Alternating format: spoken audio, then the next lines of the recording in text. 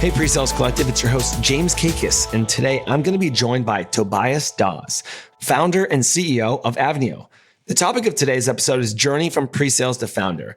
Imagine that you quit your job to start your own business and the pandemic happens 1 month later. It's been an experience that a number of people have had, but Tobias is one of them. And so he quit his pre-sales job to start Avnio right as the pandemic started. Today, we're going to discuss what that experience was like for him, why he wanted to start a company, how he adjusted to the pandemic, and why he truly believes that pre-sales professionals are great founders and very entrepreneurial in spirit. And so for those that are thinking about taking a leap or just curious to learn about those that are creating products for our profession, you'll really enjoy today's episode.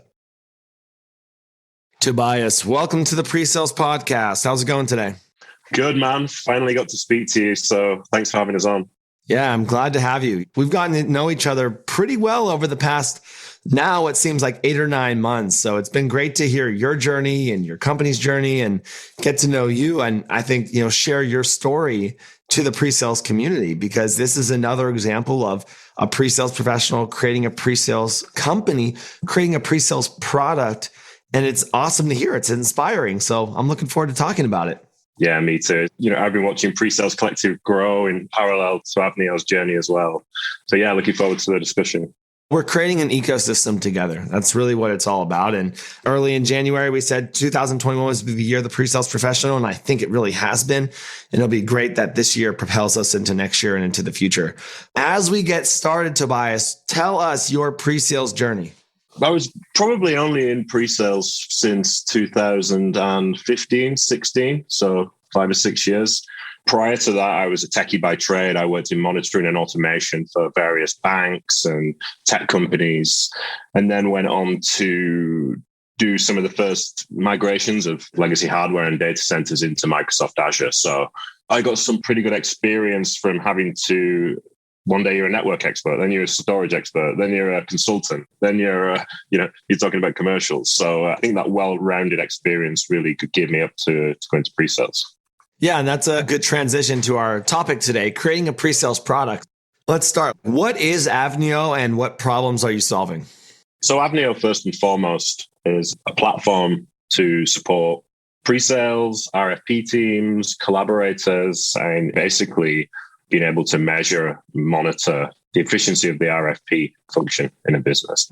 We have a bigger vision than that, really, within Avnio. All of the bumps in the road in an opportunity, from the very first stages of qualification through to the quote, there's a lot of bottlenecks, there's a lot of inefficiencies around the opportunity. The first one that hit me, the pain for me as a contributor in pre-sales, a subject matter expert, was the RFP process. I saw that's ripe for disruption. And then, as you've seen with various vendors that are coming out of the woodwork now on the supporting pre-sales in time management, qualification, and all that side of things. So yeah, we help provide control to the sales process, but also accelerate it through those bottlenecks.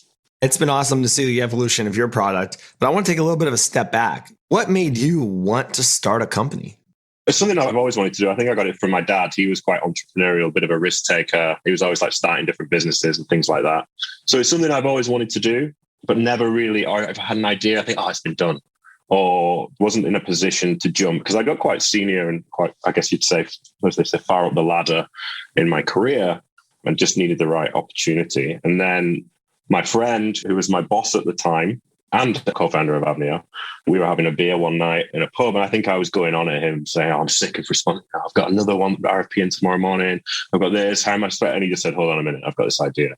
And then he told me about vision of an RFP automation solution native to Salesforce, enabling distributed teams to collaborate. And my mind just immediately just started sparking off. Oh, well, we can do this, and then we can do that, and then people can respond in Slack, and then someone else in Teams, and he's like, whoa, slow down. And then that was it. And and that seems like yesterday, and now we've got customers all over the world, various verticals. Yeah, it's incredible. I think for us at PreSales Collective, what I wanted to talk to you about was just another pre-sales professional saying, hey, this is a problem that I'm solving my day to day. I'm going to go start a company. Because you and I have talked about this offline. Pre-sales professionals, we maybe are a little bit biased, but think pre-sales professionals can make some of the best entrepreneurs and CEOs and co-founders of companies due to the diversity and the number of stakeholders that we touch both internally and internally in our day-to-day job. So I love hearing these stories. That's so true. Just on from that, I think looking back now, it's always easier to look back, I think. But pre-sales, in its very nature, pre-sales people are creative, they're entrepreneurial trailblazers, especially in B2B SaaS, right? I can't speak too much for other areas, but generally in pre-sales, you put yourself in the buyer's shoes. You're helping solve the problem. You're a consultant. You're a thought leader. And you're constantly doing discovery, and looking at the sale from different angles. But on the other side, you're just hardened from the day-to-day things that come and smack you in the face as a pre-sales engineer. Back in the day when we'd arrive on site at a prospect, it'd be like, yeah, you're going to have to tether to your phone. I'm like, sorry? Or, yeah, I hope you brought your own monitor. Or, yeah, we don't have logins for you. So you're always thinking on your feet. And I think you need to do that as a founder, definitely. That comment resonates with me because we had Dominic DiNardo on the podcast. We've had Susan St. Ledger on the podcast. We've had a number of people who've left pre-sales and gone on to do really amazing things. And they allude back to their pre-sales experience and say that same thing that you just said, Tobias, as to why they've been successful. So, hey, maybe I'm just biased here, but I think pre-sales professionals are going to run the world in the next decade. I got to ask you, when did you start Avnio? So we formally started Avnio the 1st of February, 2020. I quit my job in the January last year, so 2020 last year, and then opened the laptop and then started on the 1st of Feb. We thought things going on with Brexit and trade were going to be our biggest hurdle. Never mind the other obstacles in running a business. And then a few weeks later, lockdown, global pandemic. Unbelievable. I mean, that has to be a lot of stress and anxiety. It takes a lot to quit and make that leap. And then obviously a global pandemic happens and there's so much uncertainty. Given that time that you started this company, what has this experience been like? We're fortunate that we work in tech, and the very foundation of Avnio was to enable companies to work in a distributed fashion from wherever, whenever, no matter what their favorite tooling is, and collaborate and provide a better service to their business. So we already had that in mind. So we were kind of geared up for this hybrid way of working. I didn't meet any employees for the first year and a bit of the business, which was crazy. That was really hard. So that was emotionally quite hard because I'd see them on the screen and they'd be smiling and seem fine, but I don't know what's going on behind. I wanted to make sure my team was safe and all of those things. So that was a struggle. And there was a lot of struggles, actually, obviously, because you bet everything on your business. But then on the flip side, we were very fortunate because all of a sudden our potential buyers and future customers didn't expect us to get on flights and hotels. And, we would have had to raise so much money that we would have burned through. So just for the sake of our Google account or our Zoom or Microsoft Teams account, we had a global reach. And now, 70% of our customers are North America and some in APAC. So that wouldn't have been able to happen without a pandemic, which sounds weird. And I don't mean to capitalize on chaos. It's been horrendous for so many people. But in some ways, from a business standpoint, we've got through it, basically.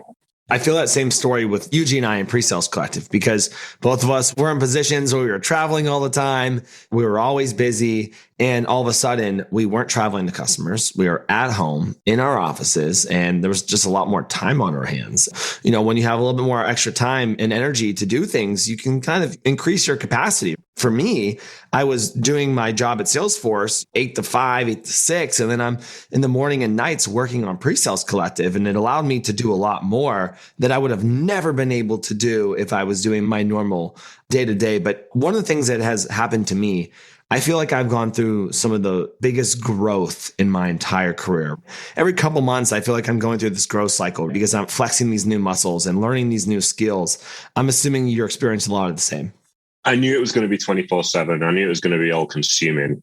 And I was fine with that. I was down with it. What I didn't expect was the amount of problems that come to you as a founder day to day. So the cool stuff, I just want to build products and sell it. I want to build really cool solutions and sell it. But then I'm doing payroll on the weekends. I'm sorting out somebody's computer one morning in the team, and then in the afternoon, I'm presenting to Salesforce or something crazy like that. So I probably would say I'm a little bit of a control freak. So having the best made plans for the week, and then you've got plan B as your contingency because you know things go wrong. But then the next morning you wake up and something crazy's happened and you need to stop everything to support that was a bit of a struggle. But I've grown a lot. I think my wife was the one that said, look, all these things, they're going to happen. They're going to get more serious and they're out of your control. The only thing you can control is how you manage these things as they come in. So that's been a mindset shift that I've got over this last 12 months. And yeah, definitely grown a hell of a lot very quickly. I appreciate that. So Tobias, is there anything that has really surprised you about running your own business? Well, yeah, I mentioned earlier about being always on 24/7, but I follow lots of thought leaders. I follow the PreSales Podcast and other kind of business leaders tips where it's like, you must wake up at 4 a.m, you must then meditate and then go for a run, then read a book like Tool of Titans and then set you up for your day. But none of those really say, you wake up and say, oh, a customer might pull out, or there's a product issue, or we've got bugs. And it's that old saying about, I and Mike Tyson, we've all got plans to get punched in the face. And as a founder, believe me, you're taking shots all day, but you learn from them. You learn how to pivot, duck, weave, move forward. And I mean, yeah, I get up very early. I do exercise. I do meditate. I do read a lot of these books, but it's not the be all and end all. It's just experience. And I think until you jump in both feet, you can't be ready for it until you're in it, is what I'd say. But don't be scared. Go for it. That is a great perspective because you're right. There's so many people out there that make it seem like it's so easy and it's all rainbows and sunshine, but it's hard. Let's shift to Avnio. So why RFPs? From my perspective, it kind of seems like a space that was a bit more mature compared to other pre-sales products. Yeah, so ignorantly, I didn't realize it was more mature at the time. It was a big pain that I had as a collaborator towards RFPs. I had a great lady in the company I was working for that was the bid manager. She was amazing. She would respect your time as much as she could. However, she was just so overwhelmed with all of these RFPs. When we spoke about starting an RFP company, I got mega excited. Then I Googled it and saw all of these other names that have been around for a while with a lot of funding. And they're great. They'll give you a cloud-based solution to manage your knowledge library and to notify people that they need to answer questions. But, when I double clicked on it, I thought, the key thing that I'd found was, how do we know this is the right RFP to do? How do we know that on row 250, column B is a functional requirement that is absolutely fits our needs? And there wasn't really much view on that. And also these documents, these RFP documents, like, right, let's get through it. That's a bit of red tape, say yes and move on. Where it's like, well, hold on a minute. Once you start to build up a bank of them, you've got this rich insight, kind of a crystal ball into the market asks, be it functional, non-functional, compliance-related stuff, that once you have the ability to turn that into structured data and apply insights to it, then you can really help shape your business from a sales standpoint, from a product roadmap standpoint, from a competitive intelligence standpoint. So we really wanted to focus on that side of things, really improving the process. I like that because one, ignorance is bliss. And two, it's one of those things where people say, well, this has already been done. Well, taxi services were already done until Uber and Lyft came and changed everything. CDs existed and then Pandora, then Spotify. I mean, there's so many ways to create something and improve on the experience. So I love that. There's so many times I hear people like, oh, I have this idea, but it's already been done. Well, you could do it. You could do it better. Yeah. Also, I think I mentioned it earlier, was all of my career prior to starting the business, I was thinking that, this has been done, that's been done. But whenever you think that, whenever any of the listeners think that, if they've got an idea and it's been done, just double click on it, ask why, how are they doing it? What are they? Challenge it, just keep challenging. And they say, look at it through the eyes of a child and, you'll come to the right answer. There was nothing on Salesforce for one, and we saw that as our biggest opportunity. The RFP, bid, DDQ, security question needs to be more tightly coupled with the sales opportunity because they're fluid between each other. And the same with the wider pre-sales processes of discovery, demos, proof of value, and things like that as well. That leads me to wonder, what makes Avnio unique? We're the only RFP automation solution native to Salesforce. And you might say, oh, well, why does that matter? I use HubSpot or Dynamics. Well, we integrate with any CRM, so that's not the reason that I call it out. It's more to keep that unified experience from the BDRs to the sales team, through to the SEs, through to the bid managers. They've all got that unified experience and view of where the RFP is. I think that's absolutely gold. And I don't see anyone else really focusing on that side of things in the market. people work in different ways, different times. Some people prefer Slack, some people prefer Teams, some people prefer Salesforce, some people prefer HubSpot. But we wanted to enable everybody within the workforce to be able to collaborate. Leading with intelligence just seemed right for us, leading with AI and natural language processing, because within a few seconds, you can get to a first draft response. And then instead of spending the time trying to go back to the same security engineer and say, is our data encrypted again? Or where are our servers again? You got that. So automate that step and focus on spending your time on differentiating against competition and winning the deal. You and I have talked probably a dozen times over the past couple months. This whole pandemic and what it has done for innovation and changes the buying and selling and more teams that are virtual now and adjusting. I'm curious, how have these trends changed or not changed your product roadmap? This might sound a little bit arrogant, but this is the truth. It's not really changed our roadmap because we had already designed a solution to enable organizations to work in a distributed fashion and collaborate centrally, in a hybrid workforce. So we were already ready for it from a product standpoint. From a wider business standpoint, I think being pre-sales led, which we are, pre-sales founded and pre-sales led in our sales cycles, really lent to our success because people already know they need an RFP automation solution or a pre-sales solution. They've been on G2, they've been on the App Exchange, they're already bypassing a lot of the sales steps. Well, we do have a couple of salespeople, actually. I don't want to lie, but we're pretty pre-sales top heavy because the sales engineers are straight in there, just doing the discovery, doing the qualification, doing the consultation, understanding, where are they on the RFP maturity journey? How do we start to identify those quick wins that we can provide to them? So Tobias, as I think about why Avnio exists and even why PreSales Collective exists, both of us looked back at situations that were happening in our pre-sales lives and said, hey, let's fix this. Let's make the pre-sales world a better place. For you, for example, creating a product. For PreSales Collective, we're creating a community and an ecosystem. I know that there are other people out there, and I've talked to some over the last couple months who say, hey, this is a problem, or I'm building this on the side. I think your story is inspirational. It's another example that pre-sales professionals, when they see a problem, can take a risk and solve the problem for the market. If you could provide us some advice, especially to those pre-sales professionals who are thinking about making a leap and building something on their own, what would you tell them? I personally, as a pre-sales professional, sometimes found I'm in my lane, but just by the nature of my job, I would challenge the sales cycle, but I would also challenge the business. Why are we doing this business? I see things differently. I'm looking from a consultative perception, things like that. I'm not saying you're silenced. You are celebrated within your business, but take it that next step further. If you're not happy with it, or if you see a problem, or you see something that you can improve value, go and do it. Everything's there now. You don't need to be a developer. There's codeless platforms. You don't need to have the most sales acumen. Just the nature of a pre-sales person. You are resourceful, you are creative, and you are entrepreneurial. So just go and do it. Love it. Tobias, thanks for joining us on the PreSales Podcast today. I appreciate being able to be part of your journey and watching you guys grow, and look forward to finally meeting you in person as we continue to grow PreSales Collective in Europe and in London. Thanks, James. Likewise. Absolutely. See you next time.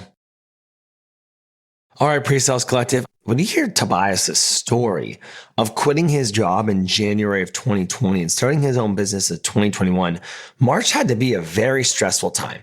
The global pandemic brought on so much uncertainty that we really had no idea what was ahead of us. And it's amazing to hear that they built a company during that time and didn't even get to meet employees for a year and a half. And hindsight is always 2020. And as we look back, it's now November 2021. There has been so much that has happened in this pre-sales space since that time. I believe that the pandemic ended up being this driver of innovation that impacted our profession so much due to the increase in digital acceleration, the changing of buying behaviors that were already happening. Early January 2021, we said this would be the year of the pre-sales professional, and I believe that to be true. The amount of funding that's come into this space, the amount of products that have been created, this ecosystem is forming, and I think 2021 gave us that foundation, and 2022 and onward is going to be amazing for pre-sales professionals. I love hearing pre-sales professionals reflect back on their experience and say, it helped me do this, it helped me do that. And it's so great to hear because pre-sales professionals are so resourceful. Our jobs are so entrepreneurial. We have so many different touch points. And so I really enjoy hearing Avnio's journey and Tobias's journey to continue to create products for pre-sales. I really hope you enjoyed today's episode. And really, maybe it serves as an inspiration for those that are listening that want to take a leap of faith or try something new. All right, Pre-Sales Collective, as always, I will see you next week.